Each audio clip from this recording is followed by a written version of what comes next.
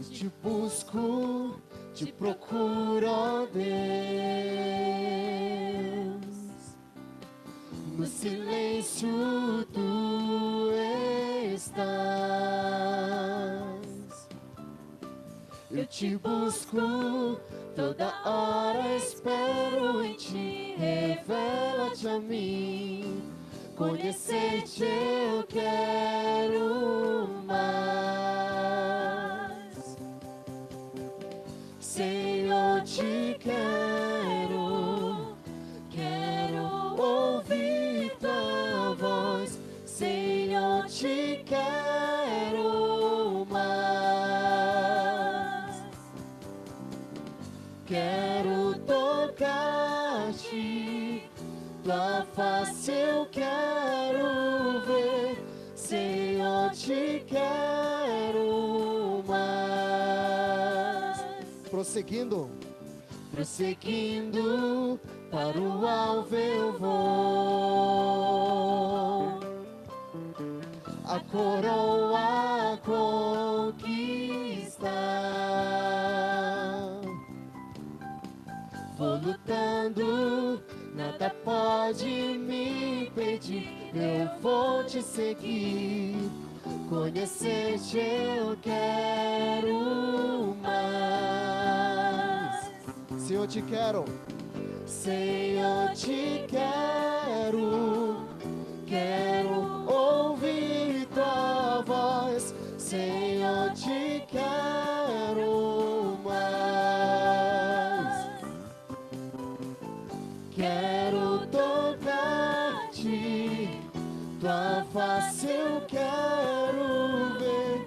Senhor, te quero mais. Vocês agora. Senhor, te quero, quero ouvir. Senhor, te quero mais. Quero tocar-te, tua face eu quero ver. Senhor, te quero mais.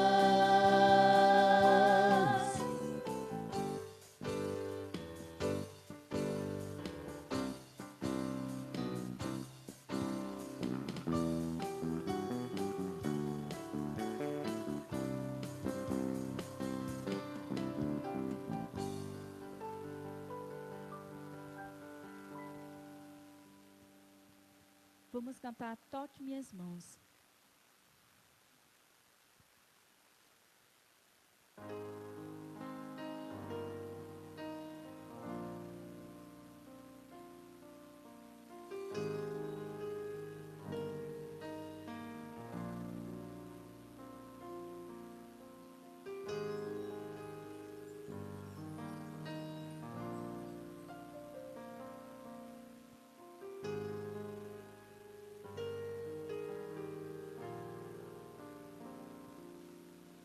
O som de uma voz comparado ao trovão, o mundo na palma da mão,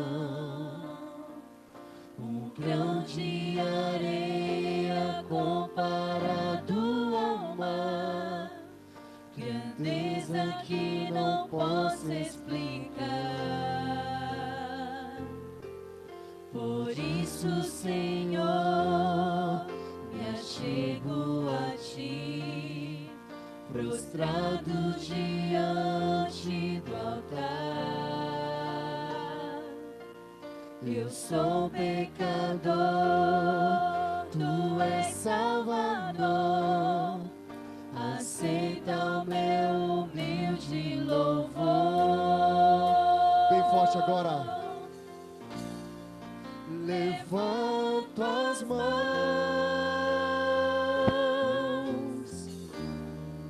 em oração para alcançar Teu trono, Pai. Toque minhas mãos, meu ser sorri, Meu ser sorri ao imaginar tuas mãos ao me encontrar. O Deus de toda glória vindo me abraçar.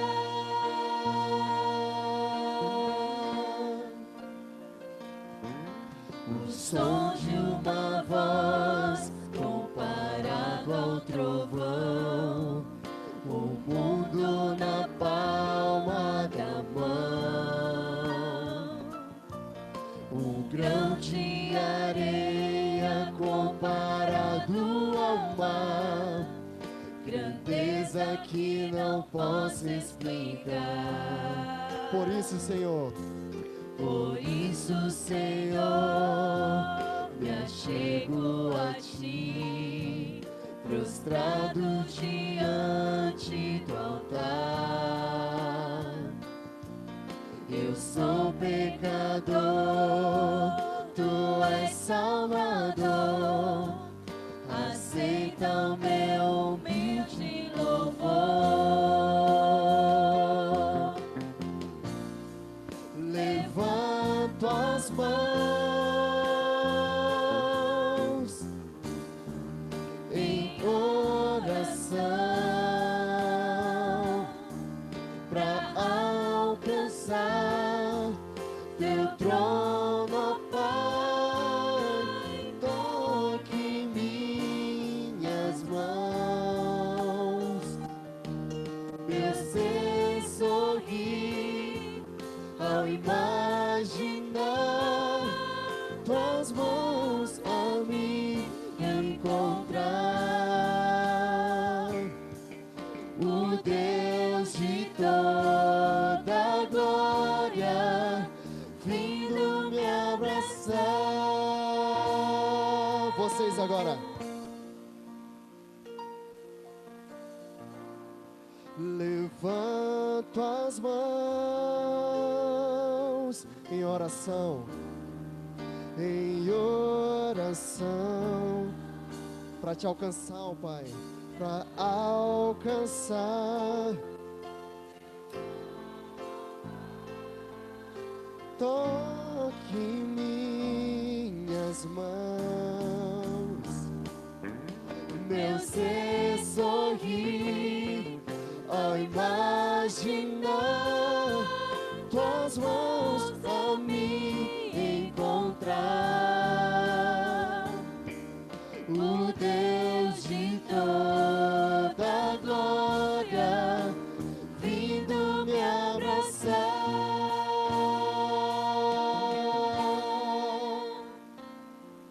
O Deus de toda glória vindo me abraçar.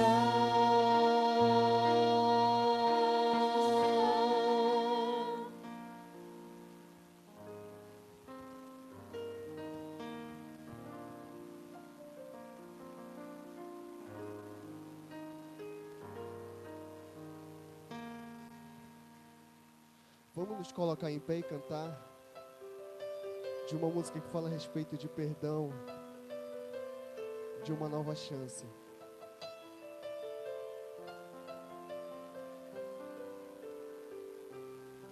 Não preciso que Tu venhas à minha casa, só preciso que Tu digas uma palavra.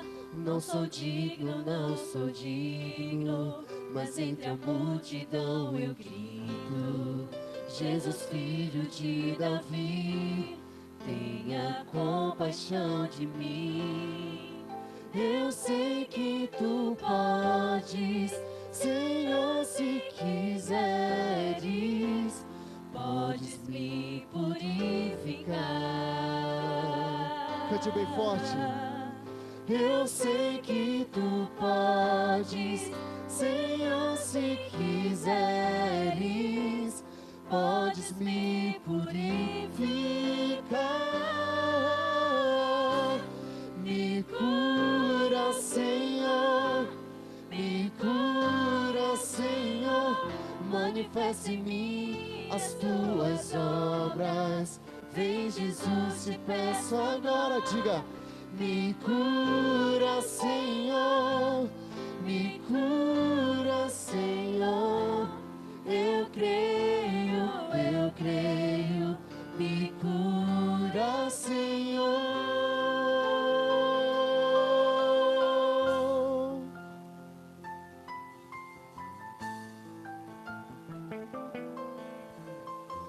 Em teu manto me agarro.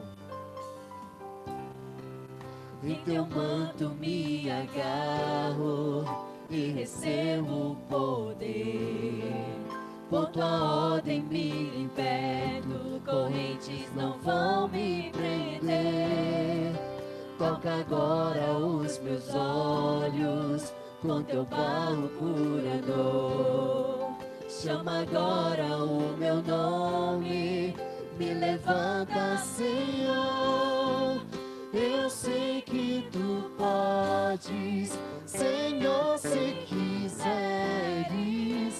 podes me purificar. Eu sei que tu podes, Senhor, se quiseres, podes me purificar. Cante agora bem forte. Me cura, Senhor, me cura, Senhor. Manifesta em mim as tuas obras. Vem, Jesus, te peço agora. Me cura, Senhor, me cura, Senhor. Eu creio, me cura, Senhor.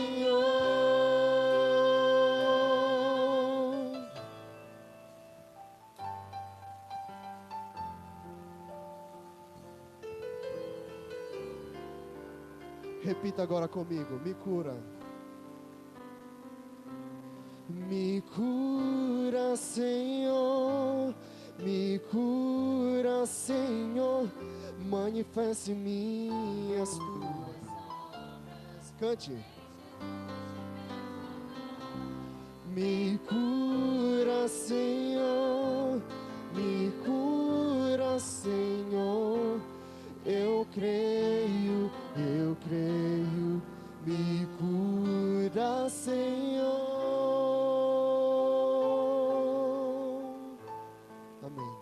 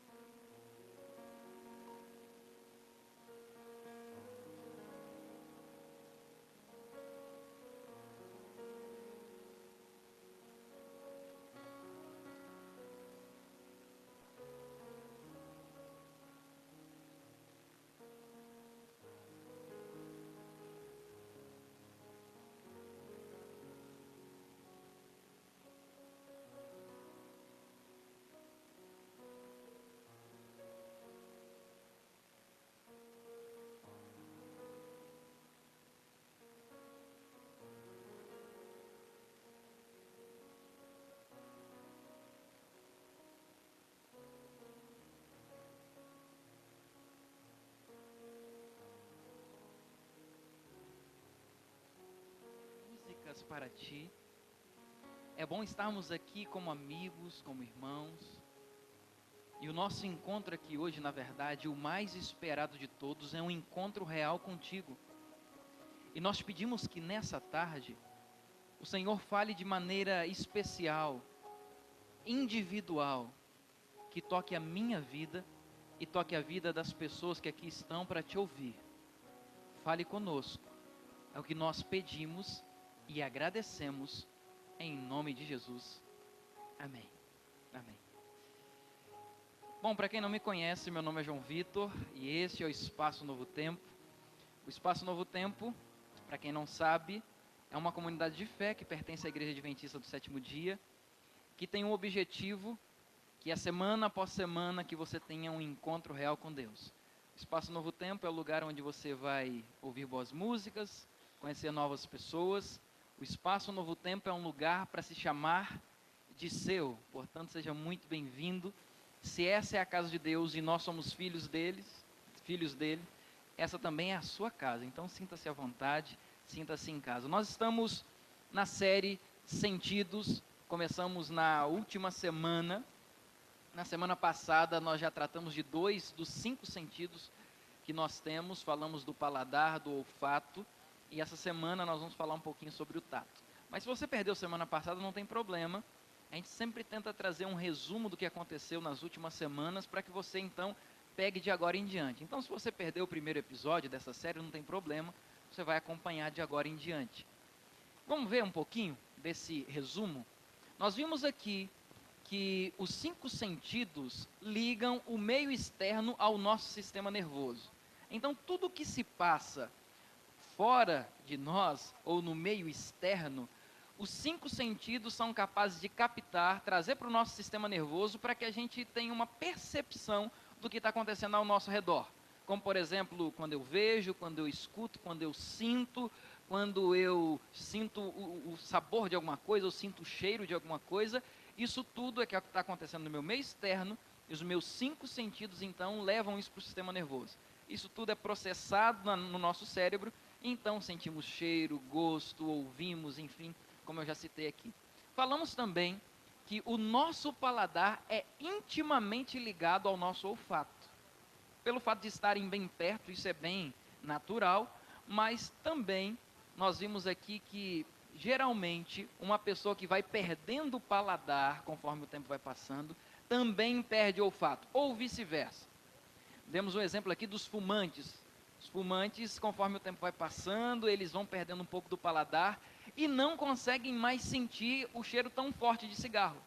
Para eles, além de o paladar ser algo, um olfato, ser um sentido que vai se adaptando aos poucos, que se adapta aos cheiros fortes, a um odor muito forte, também o paladar vai se perdendo, no exemplo do fumante. E quando vai perdendo o olfato, vai perdendo o paladar, as duas coisas se perdem juntas. 50% do gosto que sentimos está relacionado ao nosso olfato. Tanto que se você vai tomar um remédio ruim, o que a gente faz? Tapa o nariz e aí o gosto vai e você não sente. E é mais ou menos nesse sentido a ligação entre o paladar e o olfato. Nós vimos aqui também que nós estamos morrendo aos poucos pela boca por aquilo que estamos ingerindo. Isso é muito perigoso, extremamente perigoso. A nossa alimentação, o nosso estilo de vida, a forma do que eu estou colocando para dentro, é muito perigoso. Além do mais, nós vimos que o nosso corpo é morada do Espírito Santo. A Bíblia fala isso. E se o Espírito Santo mora aqui, neste corpo, eu tenho que cuidar da melhor forma possível. O que acontece é que nós estamos jogando o Espírito Santo para morar numa lata de lixo, às vezes, né? E o nosso corpo, nós precisamos compreender, além de ser o templo do Espírito Santo, também estamos matando pela nossa boca. Mas vimos também que nós matamos algumas pessoas com a língua. A Bíblia, no livro de Tiago, capítulo 3, nós vimos aqui, que às vezes tem um veneno mortífero. A língua, às vezes, é capaz de matar e destruir a vida de pessoas. Uma palavra lançada não volta mais. É como uma flecha lançada ao ar. Não tem como mais voltar atrás. Então, a dica que foi dada aqui na semana passada é que tomemos o máximo de cuidado possível com aquilo que temos falado. Claro que isso não está muito ligado ao paladar, Mas a língua, nós vimos que é o principal órgão do paladar, e a língua é capaz de matar também pessoas. Não só você se mata aos poucos, mas também mata outras pessoas com a língua, aos poucos também. E hoje, como eu já disse anteriormente, o nosso tema é sobre o tato. E vamos falar hoje sobre um toque diferente. Teste do tato. Quem passou ali pelo teste do tato? Deixa eu ver as mãos. Valeu a pena ali? É um negócio assim que dá um pavor, né? Na televisão, antigamente, tinha uns negócios desses, que a pessoa tinha que colocar a mão numa cobra, aquele negócio, e dava um pavor. Eu só de olhar, eu estava vendo, eu dava pavor. Imagine, eu não pude participar aqui, eu vou fazer no final, antes de ir embora, prometo. Mas dá um pavor na gente, porque você não sabe onde está colocando a mão, mas o tato te auxilia em muitas coisas, já percebeu? Você sentiu a diferença, como é que é você poder ver uma coisa, e depois não ver e só tocar? Mas conforme vai passando, você vai sentindo que o seu tato vai se adaptando, e você vai sentindo e consegue assimilar melhor, com menos pavor do que no início. Você consegue se adaptando. E nós vamos falar sobre isso, sobre o tato. Eu fiz uma enquete nas minhas redes sociais, tanto WhatsApp, Instagram, Facebook, enfim, sobre o abraço.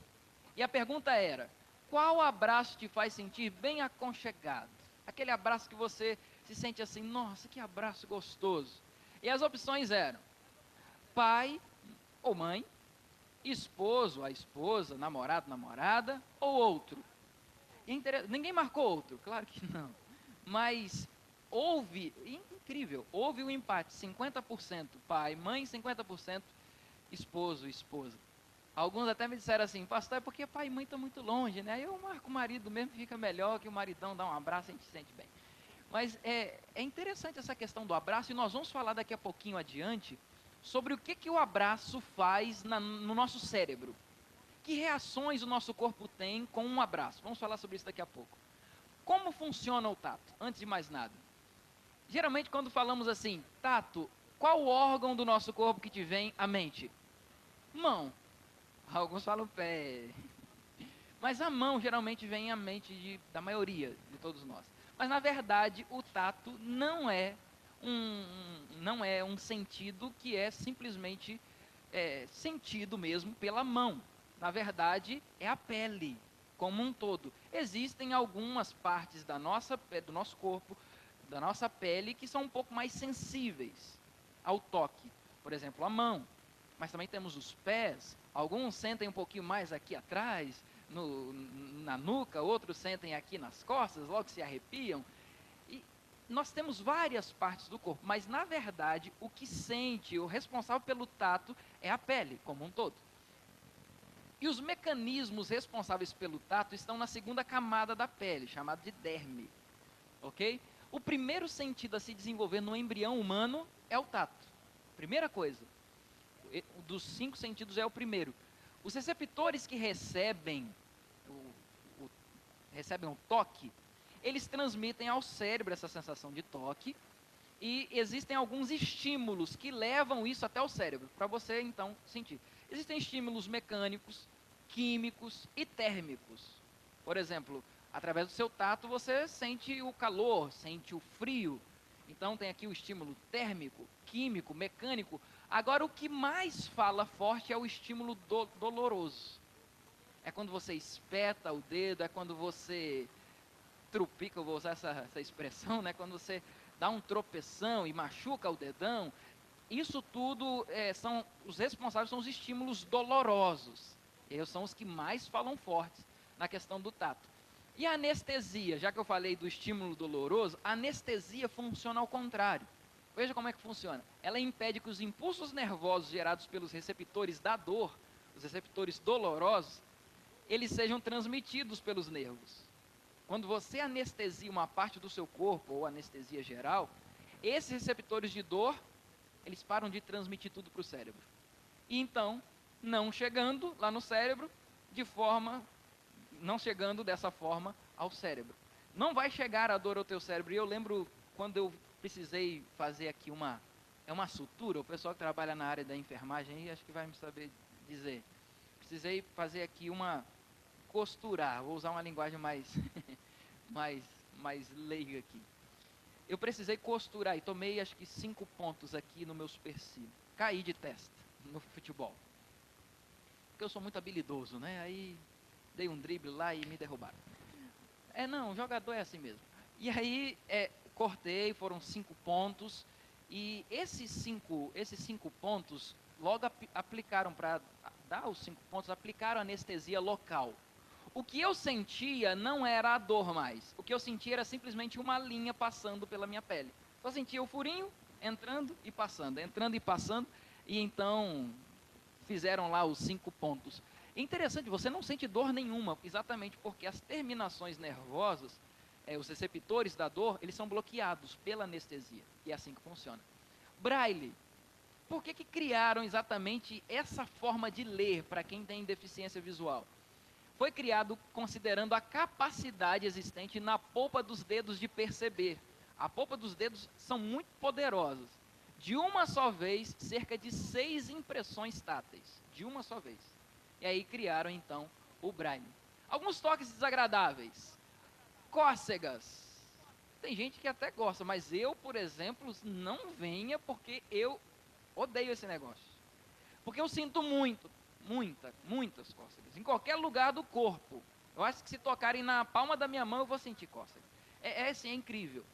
Outro toque desagradável é esse daqui. É chato ou não é? Pela madrugada, quando alguém para do teu lado, fica assim, ei, quero falar com, ei, amigo, tá me ouvindo? É muito chato. Agora tem um terceiro toque desagradável que eu vou trazer aqui, e isso especialmente para os homens. É desagradável, mas é necessário. Que é o exame do toque. Eu estou trazendo aqui, vocês estão rindo, né? A cara dele é assustadora. Mas eu estou trazendo aqui exatamente como um alerta. Porque tem homem que chega na idade dos 40 e pensa assim, não, pastor, eu fiquei sabendo aí que não é mais com 40 não, é lá para 45 agora e tal. Então, é desagradável, mas é necessário. Ainda bem que eu não cheguei nem nos 30, mas é necessário esse toque. Um toque agradável, o abraço. O abraço é um dos toques que a gente mais gosta. É um dos que a gente mais gosta. Tem gente que não gosta tanto desse negócio e fala, não, é muito meloso, eu não gosto desse negócio de ficar abraçando e tudo mais. Mas o abraço, como eu disse no início, ele traz coisas assim excelentes para o nosso cérebro. Que sensação traz? Vamos entender juntos aqui.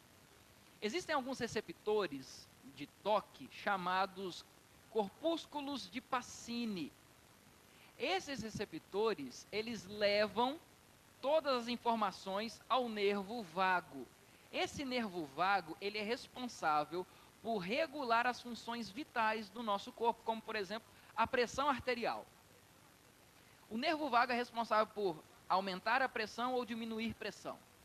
E aí, quando você recebe um abraço, diminui a pressão arterial na hora. Por quê? Você está recebendo um toque. Esse toque é recebido por esse corpúsculo de Pacini, que leva para o nervo vago. O nervo vago, então, diminui a pressão arterial e traz calma para você. Olha como é que é gostoso. Um abraço. Vamos aproveitar esse momento? Dá um abraço quem está aí do seu lado, para ver se diminui um pouquinho a pressão. Então, o abraço, ele traz isso, traz calma. Além do que, o abraço também libera dopamina, que é o hormônio do prazer. Por isso muita gente gosta do abraço, porque libera esse hormônio do prazer. Eu quero contar para vocês sobre um toque diferente. Uma história bíblica. E eu quero, antes de contar essa história, que está em Marcos capítulo 5, trazer o contexto dessa história. O que há por trás dessa história, porque quando você entende o contexto, você vai então começar a imaginar como é que foi a cena. Então vamos lá, vamos navegar juntos nessa história. É importante que você leve a sua imaginação bem longe.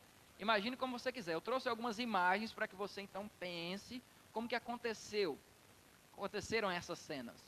Começa no capítulo 4 de Marcos, quando Jesus está pregando para uma multidão.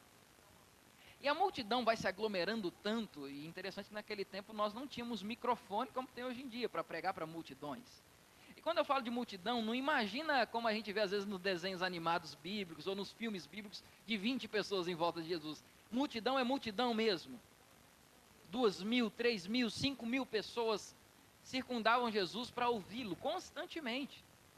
E a multidão, ao ouvir Jesus pregar, gostava tanto, que Jesus disse assim, bom gente, acabou o sermão. Aí o povo, não, Jesus, prega mais um pouquinho, a gente está gostando. Vamos lá, e Jesus disse, tudo bem. Vamos lá. Uma dessas ocasiões, inclusive, é que Jesus multiplica pães e peixes, porque o pessoal ficou até o fim do dia com fome. Então, Jesus dá alimento para aquele povo que estava o dia inteiro ouvindo Jesus, porque gostavam disso. Jesus era tão impressionante quando pregava, que alguns historiadores dizem que desde o menor até o mais velho, do menos estudado até o mais douto, todos entendiam claramente o que Jesus queria falar. Uma certa ocasião, mandaram prender Jesus. Os soldados foram até lá, e aí avistaram a Jesus de longe e disseram assim, vamos ouvir o que esse homem está falando aí antes de prender. Ficaram ouvindo, voltaram.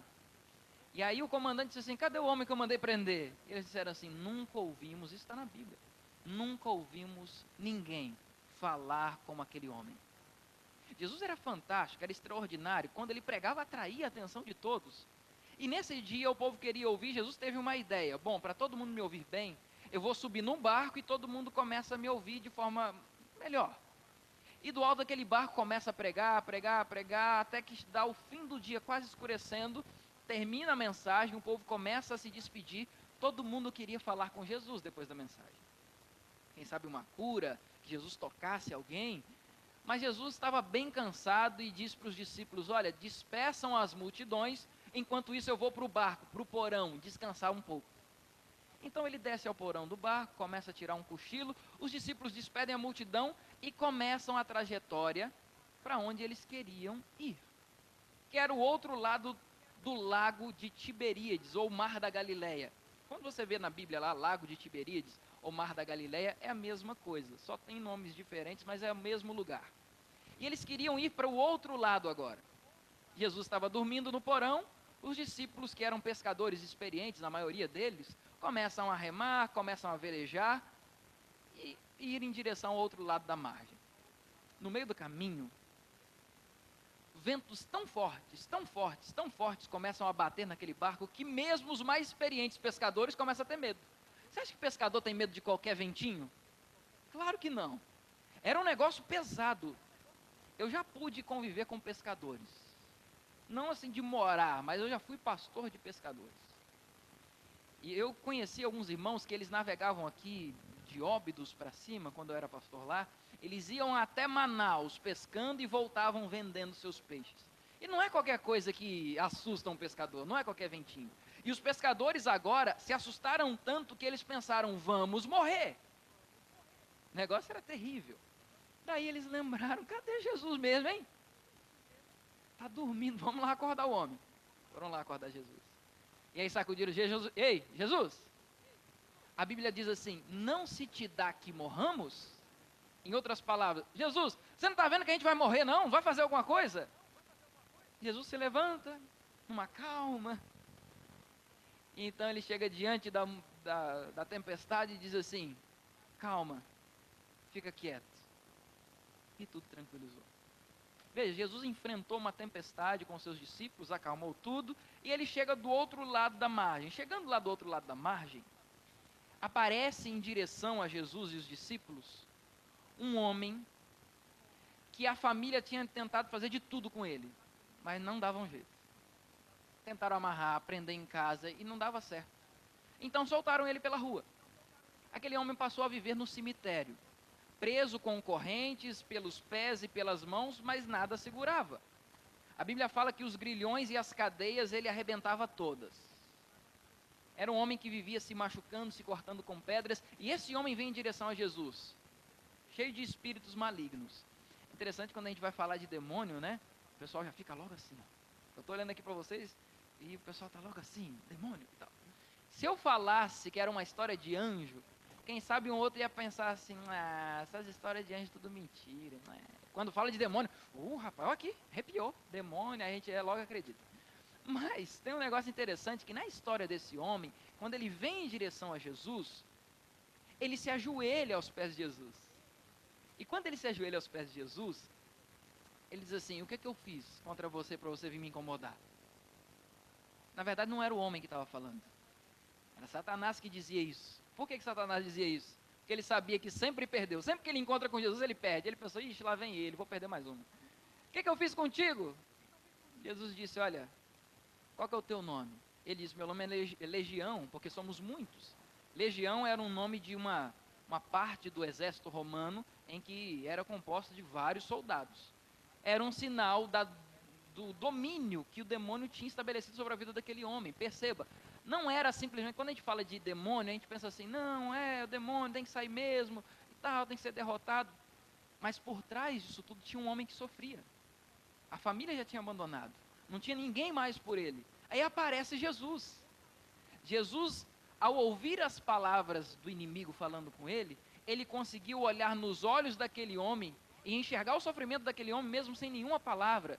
Deixa eu te dizer uma coisa, Jesus hoje está vendo o que você está passando. Mesmo que você não diga nada, Jesus vê o que você está passando e o seu sofrimento. E aquele homem sofria, Jesus então expulsa os demônios, manda para os porcos que estavam por ali, os porcos se lançam lá no mar da Galileia. É uma cena, de certa forma, até cômica, quando os porcos começam a correr, se lançando, os porqueiros levantam a barra dos seus vestidos, vão correndo atrás dos porcos e não conseguem alcançá-los. Jesus então acaba de curar aquele homem, vira as costas e vai embora. Eu começo a pensar algumas coisas. Bom, por que Jesus atravessou o mar da Galileia, enfrentou a tempestade, curou o endemoniado e foi embora? Por que isso? Entenda uma coisa. Jesus é capaz até de enfrentar a pior tempestade, de enfrentar as piores lutas, simplesmente para vir ao teu auxílio. E ponto final. Aquele homem que era um homem abandonado, sabe aqueles casos que a gente olha e fala assim, esse aí só Jesus na causa? Era esse caso. Que só Jesus podia fazer alguma coisa. E Jesus foi lá por causa de um homem que ninguém estava nem aí mais para ele. Atravessou uma tempestade, curou aquele homem e foi embora. Jesus se preocupa com cada um de nós. Sendo desvalorizado ou não, sendo quem for, Jesus se preocupa de forma individual. E aí Jesus volta. Quando Jesus volta, a multidão parece que ainda estava por ali. E aí aparece lá no meio da multidão um homem chamado Jairo. E esse homem não era qualquer um. Ele era um dos chefes da sinagoga. E naquele tempo, o chefe da sinagoga não é como hoje em dia. Por exemplo, eu sou pastor. Pastor hoje em dia não é nada. Mas naquele tempo não tinha só um poder religioso, mas tinha um poder político, um poder aquisitivo muito forte, que no caso de algumas denominações também acontece. Mas esse homem era um homem importante para a sociedade. E agora ele tem que se humilhar perante um cara do povão, que era Jesus. Jesus era um cara do povo, era um pobre, mas que se misturava com qualquer um. E agora esse homem que não se misturava com qualquer um, tem que se ajoelhar aos pés de Jesus e falar assim, Jesus, por favor, faz alguma coisa pela minha filha está morrendo. E aí Jesus disse, tudo bem, vamos lá. Na verdade a Bíblia fala que Jesus não disse nada, Jesus só foi. E esse é um ponto importante para entendermos. Muitas vezes Jesus não vai te responder. A gente fica assim, nossa, mas Jesus não me responde, estou esperando uma resposta. Muitas vezes o silêncio de Deus significa que ele já foi em seu favor. O silêncio de Deus muitas vezes representa que ele já está trabalhando em teu favor. Isso é importante. E agora, quando Jesus está indo em direção à casa de Jairo para curar a filhinha dele, que está quase morrendo, aparece um terceiro personagem nesse encontro todo do capítulo 5. O terceiro personagem que aparece, a história começa a contar o seguinte. Eu vou ler esse relato aos pouquinhos com você. A Bíblia diz, então, entre a multidão, estava uma mulher que sofria 12 anos de uma hemorragia. Primeiro ponto, multidão. Repito, quando eu falo de multidão, eu não estou falando de um grupinho de 20 pessoas rodeando Jesus, como a gente imagina às vezes. É multidão mesmo. Eu não sei se você já teve oportunidade de estar em alguma festa ou em algum show. Eu não sei se você já teve essa oportunidade. Eu já tive essa ingrata oportunidade de estar num lugar desse que é tão cheio, tão cheio, tão cheio, que você não tem a possibilidade de se mexer. Às vezes levantar o braço é perigoso porque não tem como mais voltar. Você fica aqui assim. Se você levantar um pé, já era, já tomou aqui, você tem que ficar com um pé só o resto do... Eu estive numa ocasião também, lá em Fortaleza, para pegar um ônibus, né, nesses terminais, Que você pega num lugar, aí para no terminal, não paga a segunda passagem e já pega um outro ônibus. Eu fui para esse terminal. E é um negócio, assim, bonito de trabalho em equipe ali. Porque você para na porta ali do terminal, esperando o ônibus. Você não precisa fazer nada, você só se joga assim, deixa o corpo e o povo te leva para dentro assim. É um trabalho em conjunto muito bonito. Você entra assim, você nem quer, nem é esse seu ônibus, o pessoal te empurra para dentro, você entra. Cerca de umas 315 pessoas te empurram para dentro, aí você fica lá. Se você conseguir segurar um negócio aqui, é luxo, segura porque não tem como mais. Eu já estive em lugares assim, e é mais ou menos essa situação que Jesus está passando aqui. Uma menina prestes a morrer, provavelmente Jairo ia na frente da multidão dizendo assim, gente, deixa o homem passar, a gente está com pressa, e Jesus ia no passinho de formiguinha aqui, a multidão apertando. E Jesus andando, não tinha como. E no meio da multidão, estava uma mulher que sofria 12 dias de uma hemorragia. Como é? 12 anos.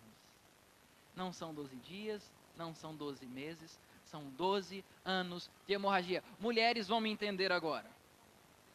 Mulheres. 7 dias, 5 mais ou menos. É chato ou não é esse negócio? É muito chato, é constrangedor, é enjoado e tal. Os homens também estão pensando, é chato mesmo, pastor, eu sei como é que é, o negócio fica horrível. Nós, principalmente antes, tem um negócio da TPM que o negócio fica feio mesmo.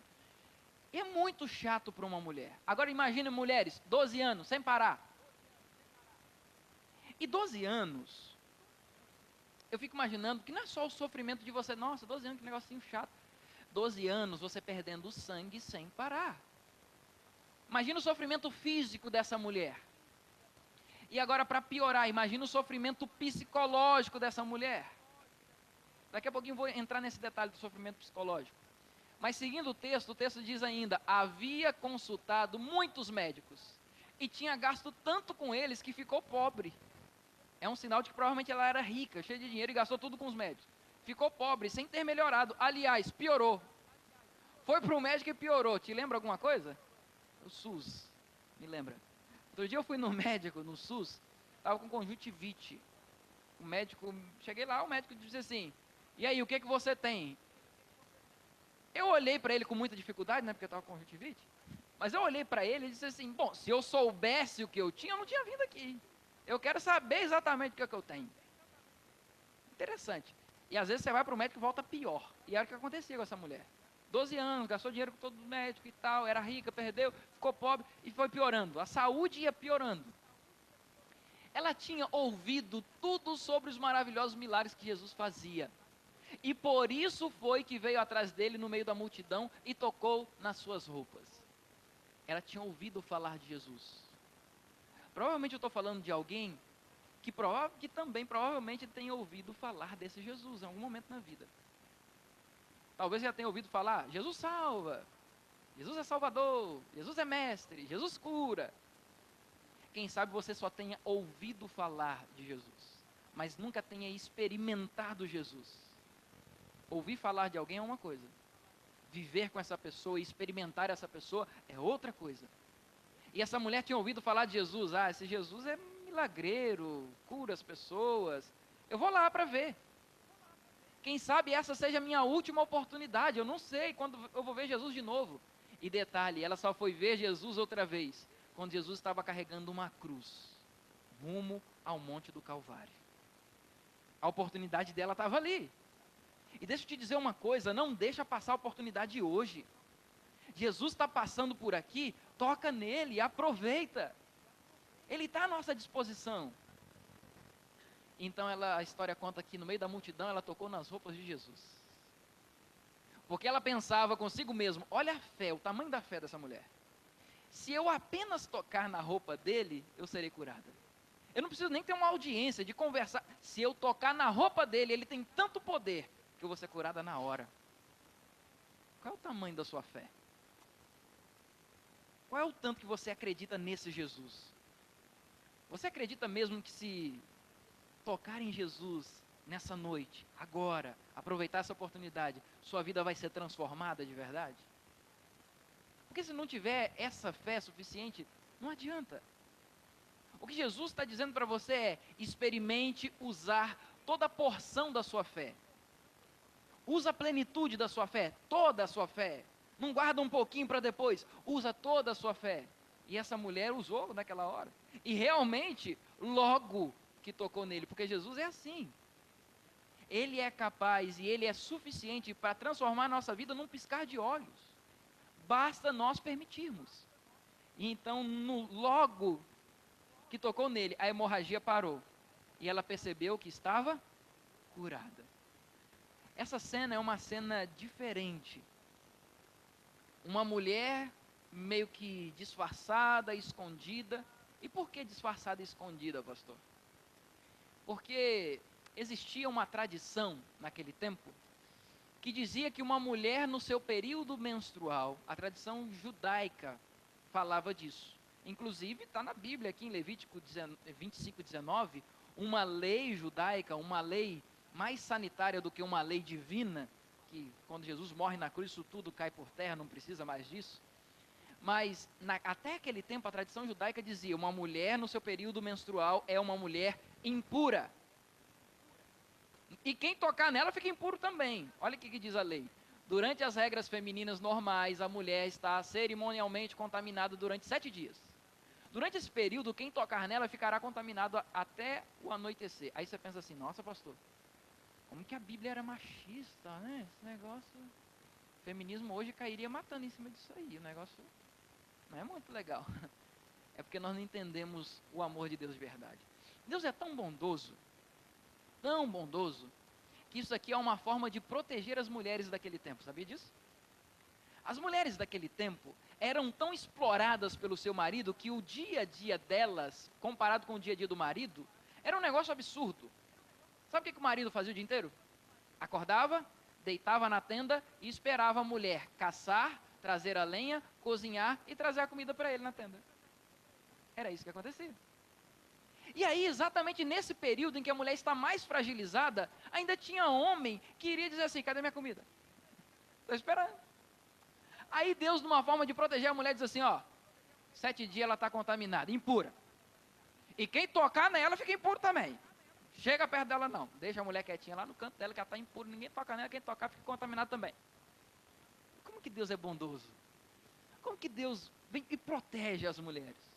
Incrível isso, é um detalhe interessante. E essa mulher, como vivia num ambiente judaico, era uma mulher que se sentia contaminada e impura, ou seja, não podia ter mais contato com os familiares, vivia sozinha, não podia ir fazer compras na rua, quando ia fazer alguma coisa na rua, tinha que ir disfarçada, cobrindo o rosto para que ninguém descobrisse, e se alguém descobrisse, logo gritava, olha lá imunda, sai de perto dela, vai ficar contaminado também. Imagina o sofrimento psicológico, além do físico, que ela já passava.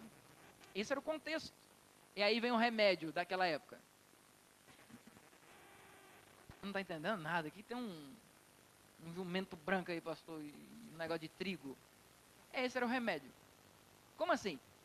O remédio que os rabis ensinavam, que eram os médicos do tempo, os rabis ensinavam o seguinte, uma mulher que tinha hemorragia e passava isso aí durante muito tempo e tudo mais, o seu remédio para curar, ela tinha que, primeiro, encontrar um jumento branco.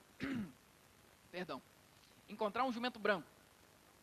Segundo, procurar no meio dos excrementos de um jumento branco um raminho de trigo. Então, primeiro ela tinha que encontrar o jumento branco, ficar esperando o jumentinho fazer lá o negócio. Aí, quando o jumentinho fazia, ela revirava, encontrou um raminho de trigo. Ela, então, se fosse no verão, enrolava esse raminho de trigo num paninho de seda, se fosse verão. Se fosse inverno, num paninho de algodão. Andava com aquilo durante um período e aí seria curada. Você acha que um negócio desse cura alguém? Sim ou não? Claro que não. E não curou também essa mulher. A gente ri dessa história e acha até engraçado. Nossa, que negócio ridículo. Mas você sabia que tem gente que explora da fé de algumas pessoas hoje em dia da mesma forma? Traz uma roupa com um nó aqui na igreja e tal. O travesseirinho do não sei o quê. O lenço suado do pastor. Se você levar meu lenço suado, eu vou pedir, irmão, lava para mim, por favor. Não é para segurar. Isso é no mínimo, falta de limpeza. Obrigado. Estava precisando.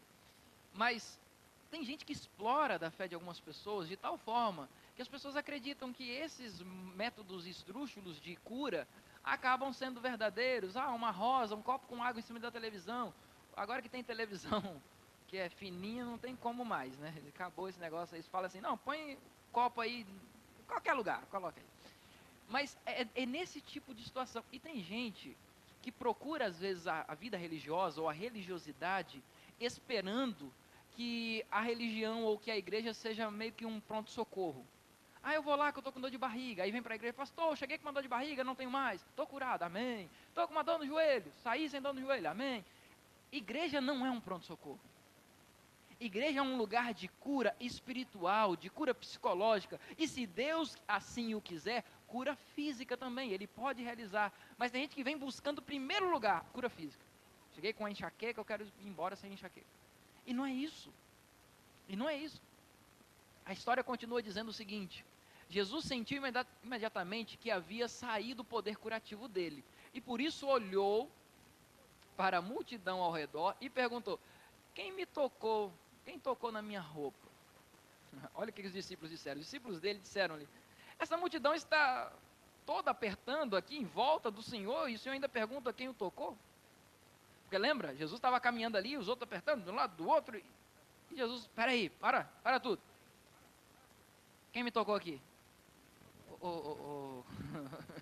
Acho que os discípulos olharam para Jesus e disseram assim, eu acho que ele não está bem hoje. Ele deve estar cansado da viagem, tempestade, aconteceu muita coisa. Mestre, é porque o pessoal está te apertando aí, né? Todo mundo, eu te toquei, o outro ali, todo mundo. Mas aquele era um toque diferente. Era um toque exclusivo. E Jesus trata tão individualmente de cada um de nós, que ele reconhece cada toque, e para Jesus cada toque é diferente. Não importa se você está no meio da multidão, se você está aqui, cheio de gente aqui, todo mundo tentando tocar Jesus, não importa, Jesus reconhece você, reconhece o seu toque, reconhece o seu grito de desespero.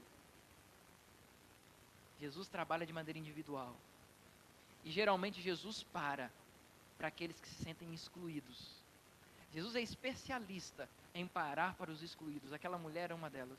O endemoniado também era. Sabe, quando Jesus para e pergunta, imagina o desespero que começa a passar na mente daquela mulher. Primeiro, vão descobrir que a mulher imunda está aqui no meio de todo mundo. Segundo, Jesus vai querer saber porque eu roubei uma bênção sem a permissão dele. Ele vai me chamar a atenção na frente de todo mundo. E agora? O que vai acontecer? Porém, ele continuou olhando para ver quem tinha feito aquilo. Olhando ao redor. Então a mulher, amedrontada e tremendo, ao compreender o que havia acontecido a ela, veio, caiu aos pés dele e contou-lhe o que ela havia feito. Jesus fui eu. Para se achegar aos pés de Jesus, talvez nem seja necessária tanta coragem assim, mas é necessário ir aos pés de Jesus. É importante ir. E ela foi. E ela disse, Jesus, fui eu. Se tiver de fazer alguma coisa, faça, mas fui eu. Porque eu estou precisando do Senhor. Sabe, é muito importante você chegar diante de Jesus e dizer, Jesus, estou precisando do Senhor. Já tentei de tudo sozinho. Tudo tem dado errado na minha vida. Eu preciso de Ti, mas você precisa ir. Você precisa permitir que Jesus faça alguma coisa. Jesus, na verdade, não queria constranger aquela mulher. Quando disse assim, olha, ele parou para ver quem era. Não era para chamar a atenção dela. Mas era para dizer para ela que não era uma superstição que tinha curado aquela mulher. Como assim, pastor, uma superstição? Não era fé? Era uma fé mergulhada na superstição.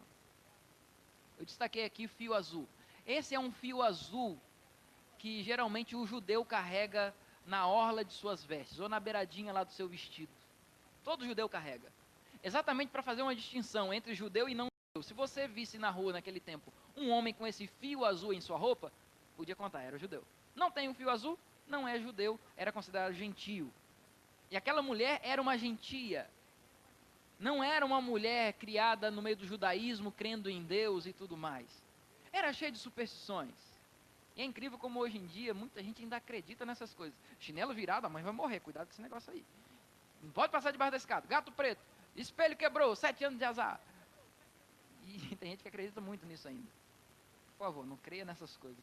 Mas aquela mulher acreditava que aquele fio azul era onde tinha o poder do judeu. Ela pensou, não, se todo judeu tem isso aí, é porque o poder do judeu está ali. E ela vai então e mergulha aos pés de Jesus e toca naquela parte, naquele fio azul. E Jesus queria ver quem era. Na verdade ele já até sabia, mas queria que ela se apresentasse para que mostrasse a ela, minha filha, não foi a superstição que te curou. Não é um fio azul que te cura, não é uma rosa vermelha, não é um óleo, não é um copo com água em cima da televisão, não são essas coisas que te curam. Mas o que te cura, minha filha, é isso aqui, ó. Vai, a tua fé te salvou, a tua fé te curou.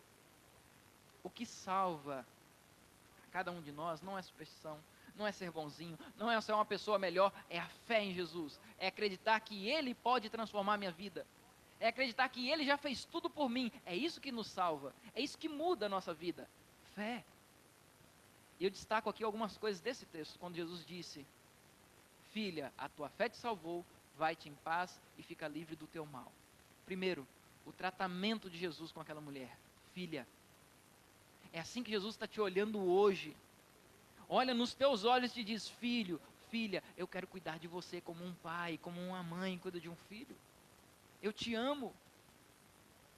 E diz mais, a tua fé te salvou, como eu já disse antes, vai-te em paz. Preste atenção nessa ordem dos fatores, vai-te em paz e fica livre do teu mal. Primeiro, Jesus libera para aquela mulher paz, é a cura psicológica em primeiro lugar, lembra que eu falei? Depois a cura física, vai e fica livre do teu mal. Se Jesus desejar, Ele vai curar qualquer doença, qualquer dor de cabeça, unha encravada, dor nas costas, Ele pode fazer. Mas o primeiro interesse de Jesus é a cura espiritual. É a cura mental, psicológica. Sabe, a tradição diz que o nome dessa mulher é Verônica. E dizem que foi ela que enxugou o rosto de Jesus enquanto caminhava rumo ao Calvário, como eu disse antes.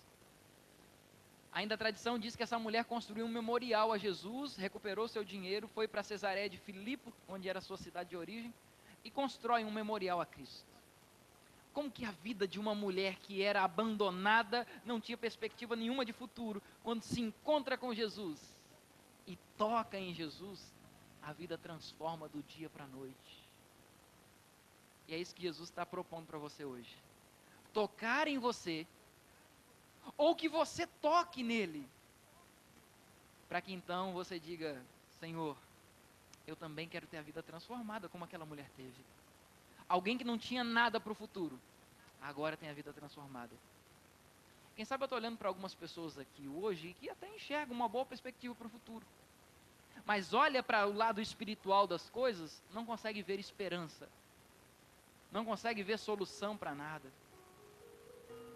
E aí nessa hora Jesus chega para você hoje, agora, e te diz, filho, filha, eu também posso transformar a tua vida, assim como eu transformei daquela mulher, você só precisa permitir. No final, nessa história, Jesus queria dizer para aquela mulher só uma coisa, filha, na verdade não foi você que me tocou, na verdade eu toquei a sua vida. Quer tocar Jesus hoje? Ou melhor, quer deixar Jesus tocar em você? Não saia daqui sem aproveitar isso. Aproveite a chance, a oportunidade, para que você toque em Jesus, ou permita que Jesus toque em você. Esse toque diferente, esse toque transformador, esse toque que restabelece as coisas. Coloca tudo no seu devido lugar e traz tudo de volta. Nós vamos ouvir uma música agora. Eu queria que enquanto nós estivéssemos ouvindo essa música, você pensasse nesse Jesus que vai tocar você agora. Na verdade já está tocando você. E se você desejar permitir Jesus tocar a tua vida, ou se você quer tocar nesse Jesus, enquanto estiver ouvindo essa música, se coloque em pé. E no final nós vamos orar juntos a esse Jesus, dizendo, Jesus, pode tocar minha vida. Jesus, eu quero tocar o Senhor. Deixa Deus falar com você através dessa música. Ouça essa história. E se você desejar que Jesus toque a tua vida, se coloque em pé enquanto estivermos ouvindo essa música.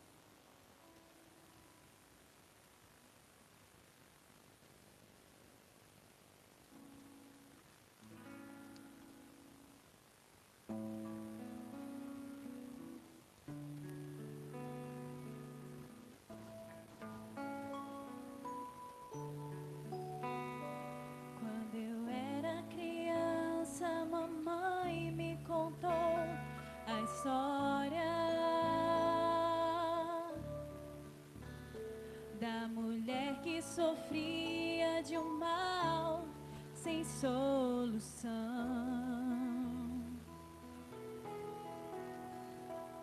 Falavam que ela era imunda e dela ninguém tinha compaixão.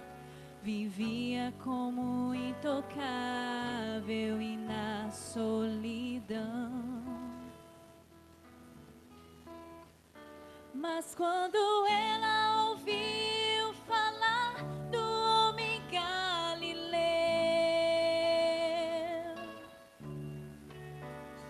dos milagres que ele fizera em nome de Deus, se apertou em meio à multidão e conseguiu tocar o manto com suas mãos. Sua fé a salvou e uma nova vida começou. Jesus também propõe uma nova vida para você. Você precisa permitir Jesus tocar em você agora. Aproveite esse momento. Permita isso. Às vezes eu olho pra dentro de mim e percebo que entre eu e aquela mulher não há distinção. Por pecados me tornei intocável, impuro é o meu coração. Às vezes acho que a vida não tem mais razão.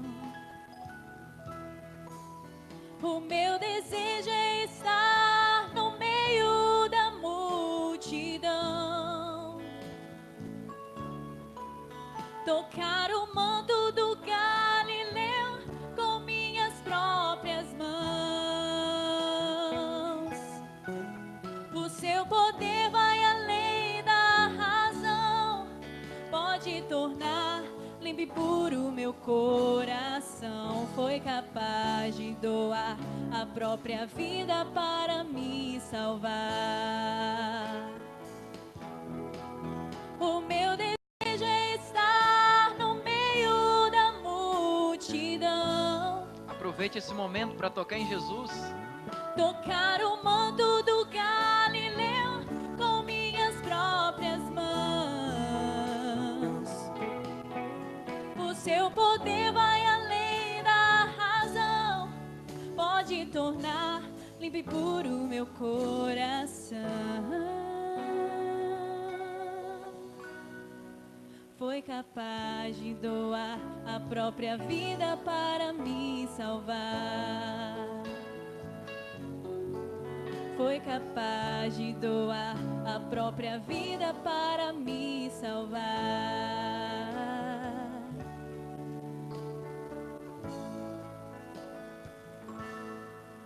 Deus foi capaz de doar a própria vida para me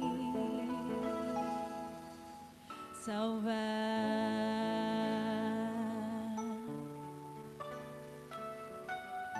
Jesus foi capaz de tudo, tudo. Ele foi até o fim por mim e por você. Será que não resta a nós hoje fazermos o que está ao nosso alcance para tocar nesse Jesus? Ou para dizer: Jesus, minha vida está aí, fique à vontade, toca minha vida, transforma-me, faz dela o que o Senhor quiser. É o que nós podemos fazer hoje. Na música diz: o meu desejo é estar no meio da multidão e tocar no manto do Galileu, com as minhas mãos. Sabe, chega de ouvir falar sobre Jesus. Experimente você esse Jesus. Viva com Ele, viva ao lado dele, toque nele. E você vai ter certeza. ou você não vai ter dúvidas nenhuma de que uma vida ao lado de Jesus é uma vida diferente. Ele transforma, Ele pode isso, desde que você permita. Que bom que você ficou em pé, dizendo que o seu desejo é que Jesus também transforme a tua vida. Feche seus olhos, nós vamos orar a Jesus agora. Querido Pai, é tão bom poder conversar com o mesmo Deus poderoso que realizou milagres no passado e saber que Ele me ouve. Ah, Senhor, é tão bom poder ouvir histórias como essa e saber que esse mesmo Jesus que foi tocado por aquela mulher também está à minha disposição para que eu o toque. Por isso todos nós nos colocamos em pé agora para dizer: Pai, nos permita te tocar, nos permita te experimentar em nossa vida. Nós não queremos mais ouvir de Jesus, queremos experimentar Jesus. Por isso, Pai, na verdade, o que nós queremos não é simplesmente que nós o toquemos, mas que Cristo toque a nossa vida. E assim como deu uma nova perspectiva de vida para aquela mulher, também faz isso na nossa vida. Nos dá uma nova vida, uma vida diferente, uma vida ao teu lado. Toma a minha vida. Se eu tenho sido ingrato até aqui, ó Deus, perdoa. Me ajuda a viver esses novos passos ao teu lado. É o que eu te peço e te agradeço. Em nome de Jesus. Amém. Que Deus te abençoe, que Deus te dê uma semana muito feliz. Esperamos você aqui na próxima semana. Deus abençoe.